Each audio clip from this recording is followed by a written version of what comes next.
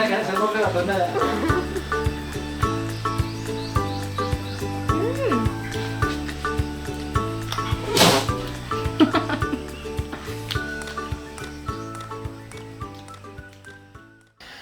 guys! Magandang umaga. So ngayon po ay andito tayo sa bukid at i-harvest namin ang aming kamuting kahoy. So itong aming kamuting kahoy po ay mga 2 years old na po to. So kung matatandaan nyo po, isa ito sa mga unang itinanim namin dito sa bukid. So kailangan ko na siyang i-harvest dahil gusto ko tong taniman ng kalabasa. Dahil gusto ko magtanim ng mga gulay dito lang sa loob ng bakod para mabilis ko siyang maalagaan. So ngayon ay tingnan natin kung anong laman po ng ating kamuting kahoy na 2 taon na po dito sa ating dito sa loob ng aming bakod.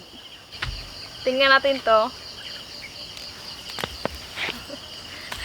Ayan, may 2 siyang laman. So ang gagawin pala namin dito guys ay gagawa kami ng putong balanghoy or putong kamuting kahoy, since marami din po nag-request sa atin sa Facebook kung paano daw po gumawa ng puto kasi na napapalpak yung mga ginagawa nila. So ngayon ng araw, ipapakita ko sa inyo yung pagluluto nitong ating putong kamuting kahoy. So pa tayo ng iba.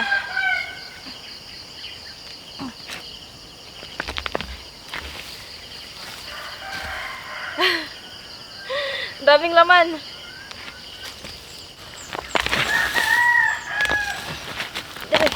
Nakuha, oy, guwang naman eh. Ay, nakuha siya eh.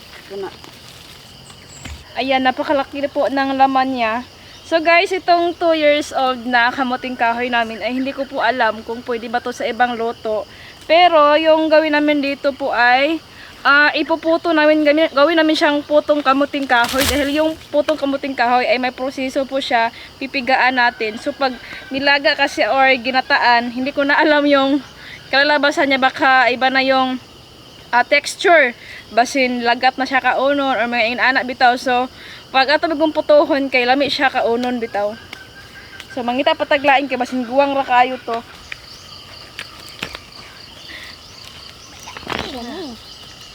Dire dapat taingon. Kusgana. Tapay nabili sa yuta. Kusgana.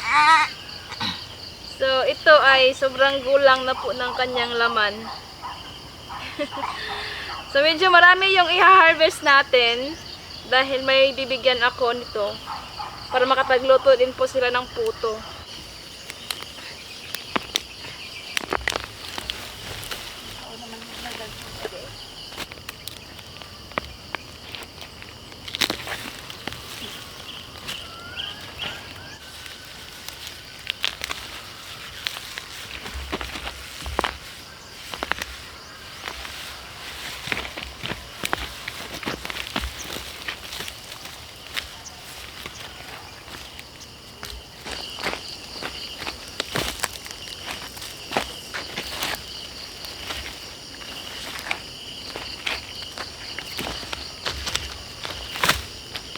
Kukuha pa tayo ng isa. Last na to. Tingnan natin.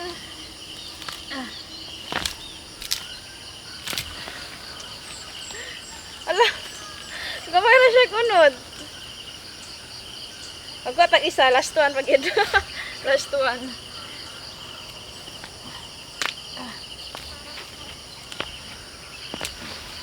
Hala!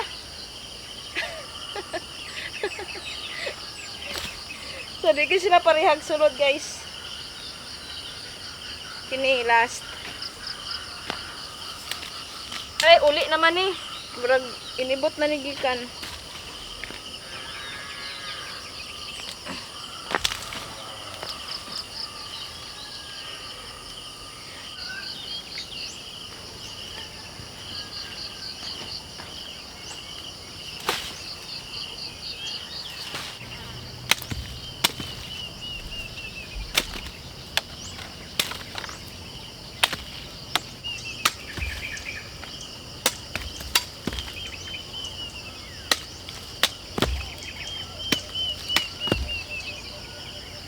Lata siya, oh. Damage. So, ngayon pala ay bibisita sina Ate Mimi dito. Saka meron yung pinsan ko din po. And hopefully may kinausap akong maggawa ng puso dito sa amin. Puso tawag anawang kanabitang amra siya deep well pero katong tubo ang gamiton. So ngayon ilang tan-awon or titingnan nila dito kung meron ba silang makitang tubig sa aming lugar. Tapos paggawa tayo ng puso. Puso. So meron na tayong libreng snack, maggawa tayo ng snack. Katong kuan bomba. O katong bomba-bomba. Ilag nanay ko hindi kaula nagmakina. Puhon. Kay isa po talaga sa pinaka challenging na part sa amin dito is wala kaming tubig, wala kaming source ng tubig. So yung mga tanim ko sobrang kawawa, especially ngayon dahil pa summer na. Sobrang init, walang ulan, so sobrang kawawa yung mga pananim ko. Kaya ano talaga, naghanap na ako ng gagawa ng ating puso.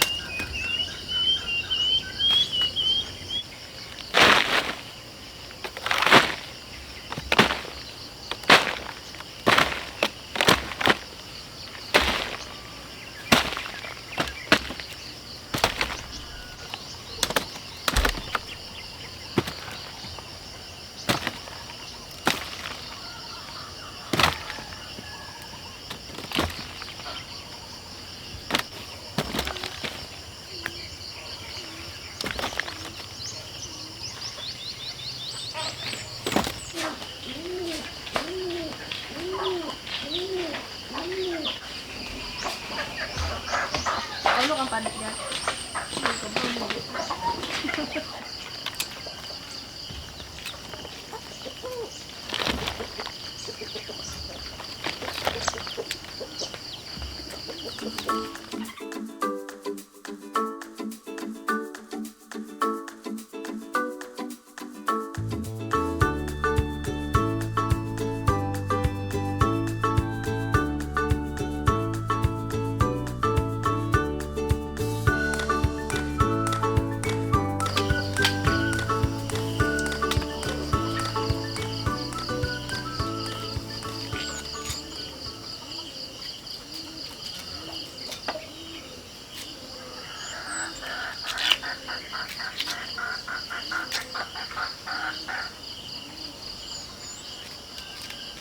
So, itong ating kamuting kahoy ay medyo may katigasan na siya balatan. Unlike sa mga kamuting kahoy na like mga 7 months, 9 months, mabilis lang siyang balatan. Ito ay sobrang nakadikit talaga yung balat niya sa laman.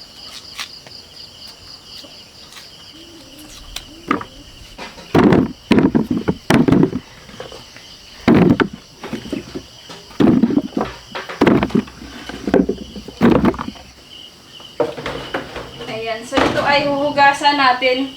Tapos, ato kitang kuskusan. Kailangan pang mamilit ng mga remaining na panit.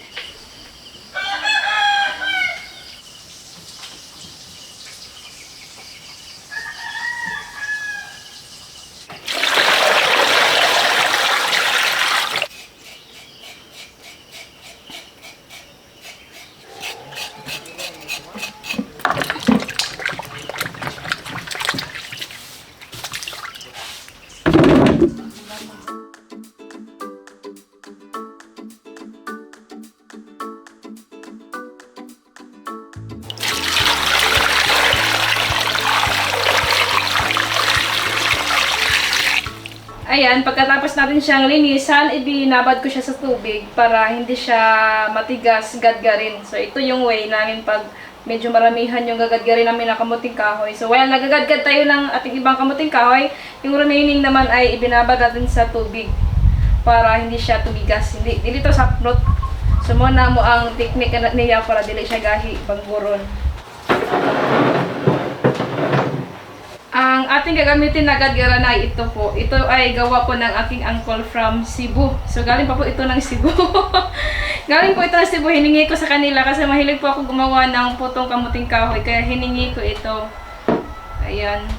So, ngayon ay maggadgad na tayo.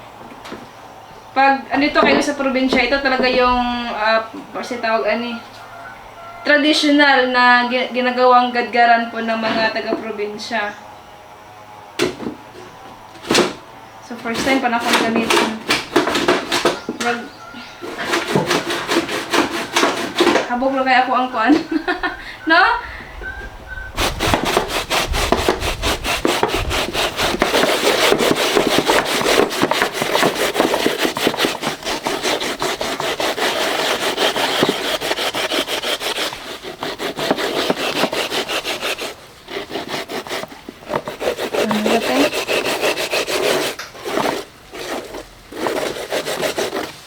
Ayan, pagkatapos natin magadgad lahat, mag-separate tayo ng grated na kasaba para ipantapan natin sa ating improvised na steamer. So, gagamit po kami ng takore.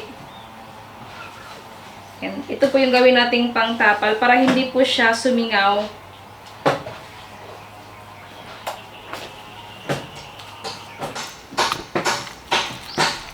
So, ito guys, meron kaming dalawang takore. Ayan, malaki at saka maliit. So, ito po ay sa lula pa ito. Ayan, ito po yung iniwan niya sa amin. Kasi tawagan ni Mang, kabilin. Kuhan ka na.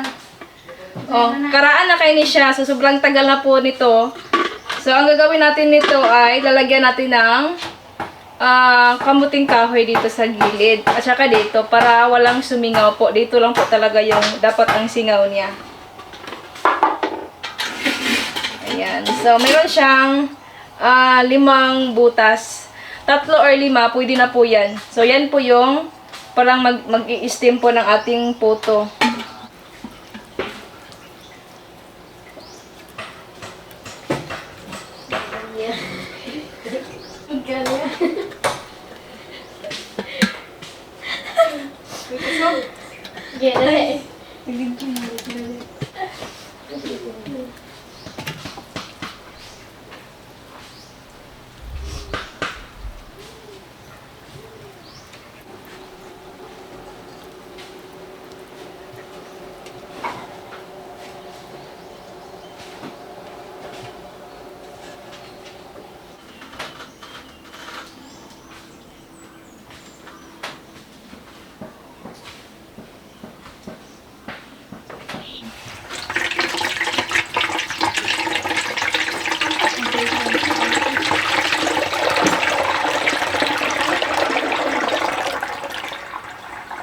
Ngayon ay lagyan natin siya ng tubig upang pakuluin. So, yung tubig niya po ay siguraduhin nyo lang pong hindi umabot sa bao po ng niyog. Bao man siya, no? Bao ng niyog. Ayan, so. Kailangan po natin yung pakuluin bago ilagay ang ating kamuting kahoy. Ayan. Kasi pag sumobra po yung tubig, ang magiging resulta po ng inyong putong kamuting kahoy ay magiging ano siya, basa at magiging sobrang sticky pag pag malamig na dry kayo inyong puto. So, sumura siya magtubig, sumaot sa tanawon, not appetizing. So, ito dapat sakto lang po yung tubig niya, hindi siya aabot sa baon ng niyog.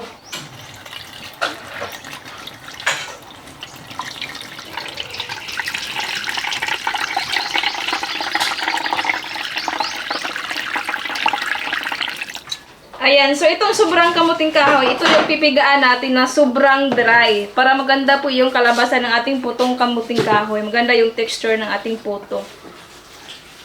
So gagamit lang po tayo ng parang cheesecloth para mas maganda yung pagka-dry niya.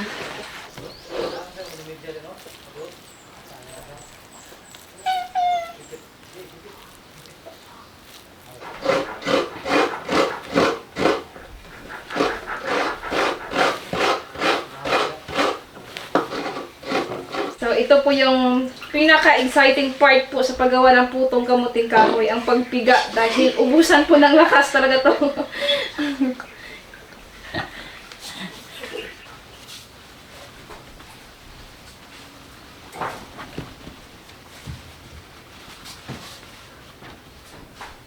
Pagkatapos natin mapigaan, ngayon ay i-pulverize natin ang ating kasaba.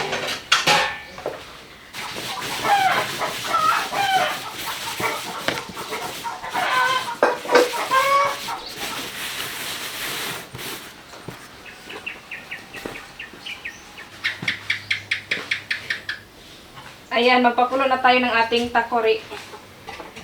At the same time, gagawa tayo ng ating palaman na bukayo. So, gagamit po tayo ng ungol or medyo bata po na niyog.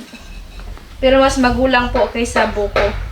So, yun po yung tawag namin dito sa Mindanao, ungol. Ito po ang ating ungol. Ayan. Muscovado sugar.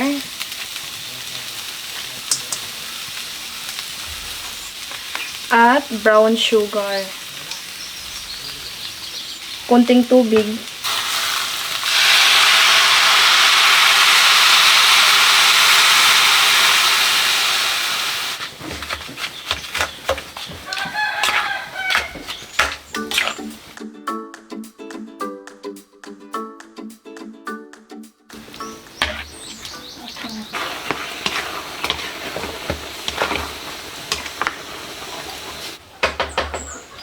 Bali, ang gagawin po natin ngayon ay tatlong flavor. So, ang pinakauna, yung pinaka-basic po, na walang timpla po na putong kamuting kahoy. So, ito yung mga kinakain po ng mga taong nagpipiknik, ginagawa nilang baon. So, pinapartner nila sa bulad or kinilaw. So, yan po yung pinaka-basic. And then, yung pangalawa naman ay may brown sugar at may bukayo na palaman. And then, yung pangatlo naman ay same lang din, may brown sugar, pero maglalagay din po tayo ng muscovado sugar para mas colorful po ang ating putong kamuting kahoy.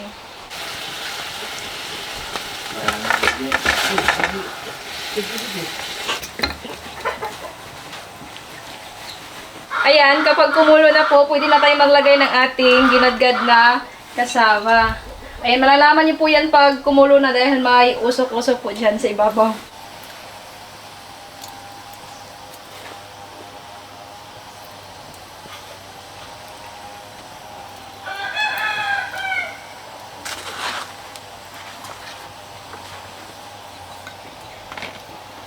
So, ito ay i-steam lang natin ng 2 to 3 minutes po kada side. So, bali, total of 5 to 6 minutes po kada isang puto. So, yan lang po. Huwag niyo pong pasobrahan yung pagluto niya dahil pangit yung resulta.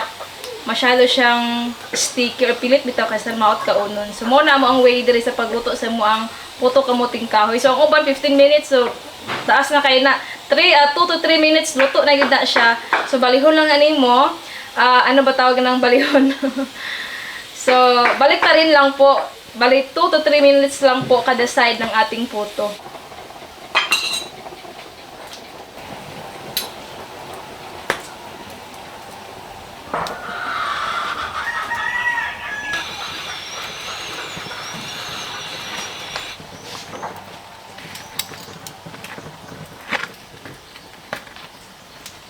Ito naman ang ating pangalawang mixture. So, maglalagay tayo ng ungol na niyog.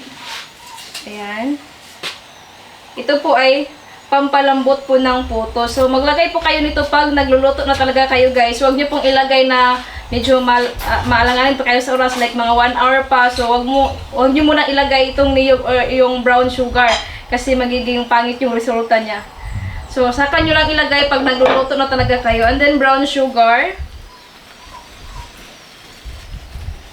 Ayan. Depende po yan sa gusto nyo na tamis. Ayan, i-mix lang natin. Ngayon naman, itong mixture natin ay hahatiin ko siya dahil yung kalahati niya ay lalagyan natin ng muscovado sugar.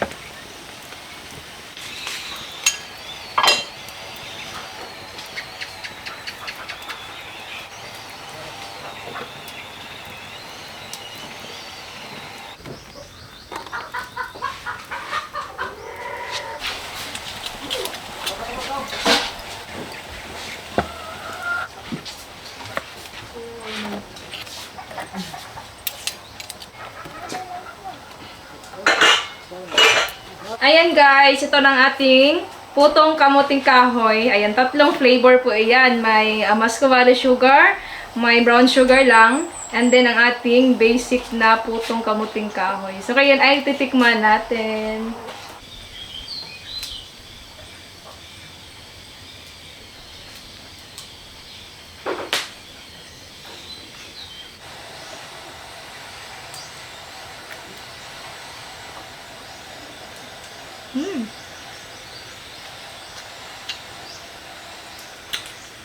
Sobrang lambot ng kanyang texture.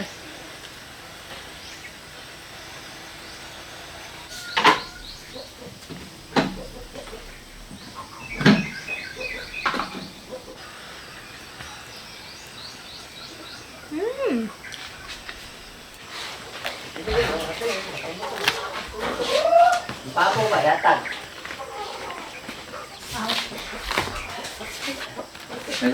Wala. Yan na. Kauna mo kay lami kayo. Ay, sus. Grabe. Kaya gulat. Gulat. Puto is life. Pututo! Nah, kan sabog na ito na. Gwapa kay Jinjin doyo? Ay, asay gwapa.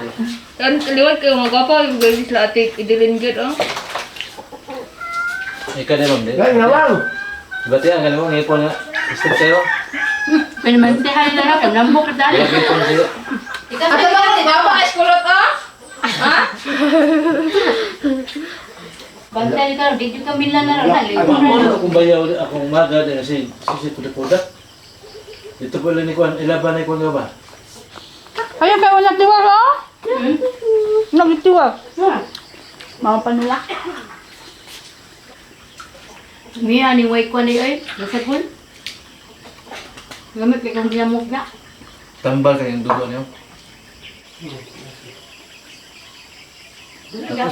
Puto ka lang eh. Ayos tayo.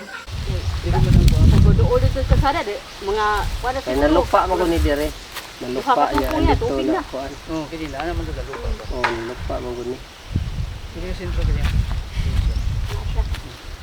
Basta dire ang tubig sa una. Taas na ko tondor yan dia oh, ana to kabog oh. Ang kapaw na siyota. Ano ay namatay. Matay sa kuan.